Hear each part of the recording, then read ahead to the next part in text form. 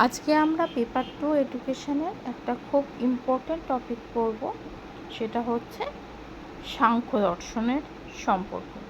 তো সাংখ্য দর্শনের 25টা তত্ত্ব আছে।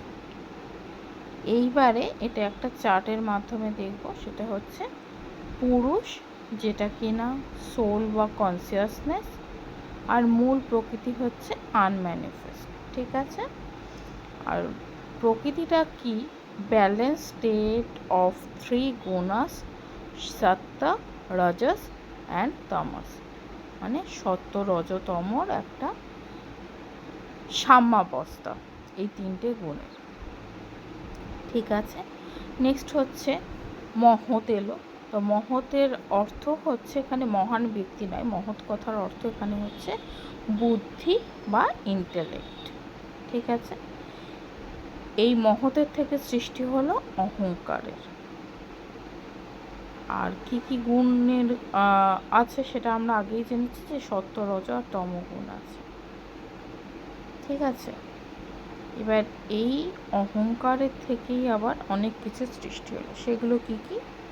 মাইন্ড মানে হচ্ছে মনস, 5 সেন্স অর্গানস, যেটা হচ্ছে আমাদের 5টা জ্ঞানেন্দ্রিয়। কি কি?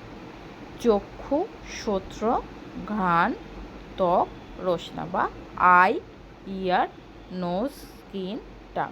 ওকে, দেন আমাদের আসছে 5 অর্গানস অফ অ্যাকশন, কর্মেন্দ্রিয়াস, যেগুলো আমাদের হচ্ছে, যেগুলো দ্বারা আমরা কর্ম সম্পাদন করে থাকি, সেটাই হচ্ছে কর্মেন্দ্রিয়। কি কি?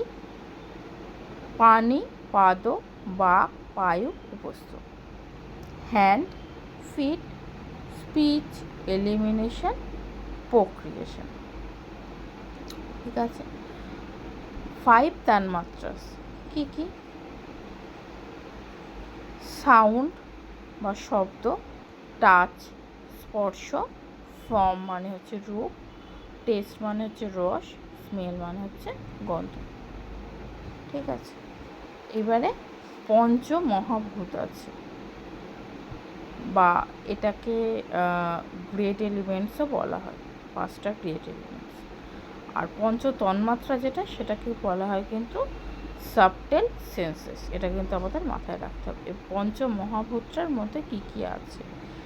এথার মানে আকাশ, এয়ার মানে বায়ু, ফায়ার মানে অগ্নি, ওয়াটার মানে অপটা, এগুলো সব যদিও সংস্কৃত শব্দ।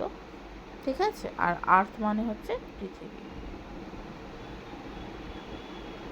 তাহলে আমরা এটা বলতে পারি পঞ্চমহাভূতের ক্ষেত্রে আকাশ, বায়ু, অগ্নি, জল আর পৃথিবী, যেটাকে সংস্কৃততে অপ বলা হয়।